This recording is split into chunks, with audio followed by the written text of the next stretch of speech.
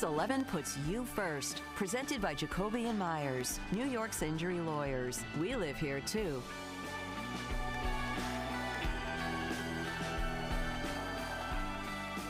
We've had one of the hottest summers on record, and for people that work both indoors and outdoors, that can lead to serious illness or even death. And that's why we've partnered with Jacoby Meyers New York to make sure you know your rights. Andrew Finkelstein, the managing partner from Jacoby Meyers New York, joins us now to answer your questions. It is always fantastic to see you. My pleasure. Love seeing you. Great. Let's get to it. Sure. We have some questions from our viewers. Here's Paul. He wants to know, what are the heat-related illnesses in the workplace? Well, the major heat-related illness is something called hyperthermia. That's where your body doesn't regulate with the temperature, and it's a very serious condition.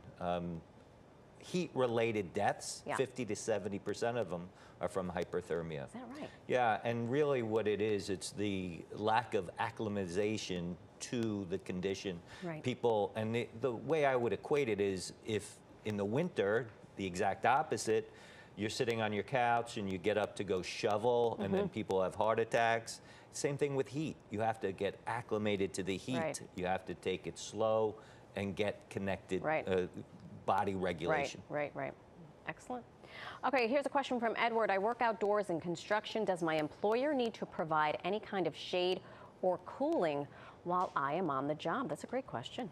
So when I hear, does my employer need, are they required to, are they regulated? So OSHA, unfortunately, Occupational Safety and Health Act, does not require, believe it or not. Really? Yeah, it doesn't have specific rules. They are currently under review and they're proposed, but to this day there are no set rules, and New York State doesn't have it either.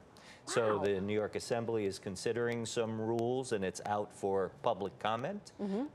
We all know who's on the other side saying there shouldn't be regulations, too many regulations to protect workers. But unfortunately, there is nothing that prevents the employer from saying you must work. However, if you are feeling symptoms of hyperthermia, dizziness, shortness of breath, you just feel overheated, you're allowed to take a break, and you have to report that in fact you're not feeling well, and then take that break. So when in doubt, report the break. Absolutely. All right.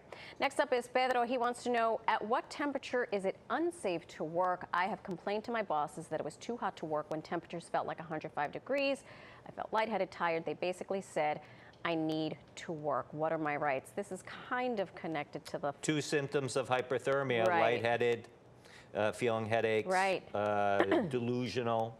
And what is the exact temperature? Well, it's medically risky at 104 degrees or more, but the proposed regulations for OSHA is if it's 80 degrees or more, you should take a 15-minute break.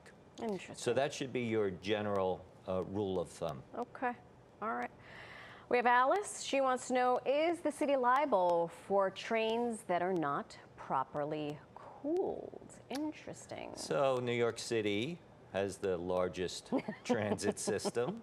The city of New York has to provide public safety.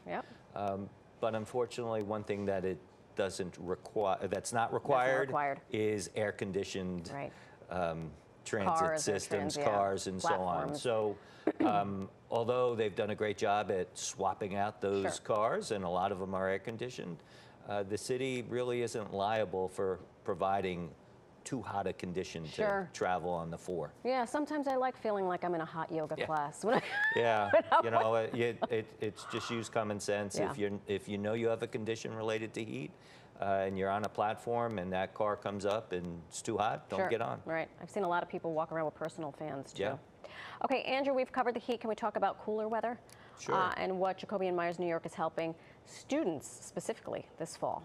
Well, we've partnered, and we're very proud to have partnered with New York Cares. They have a program, Stand with Students, and we are participating to provide thousands of book bags for backpacks for students who really need it. We're going to put together, the firm is going out and we'll be packing the backpacks and providing them to at least 20,000 students. So we're very proud of that. No end to what you all do for your community. Well, it's important to give back to the community. That's right. It's really the central part of what we do. That's right. Back.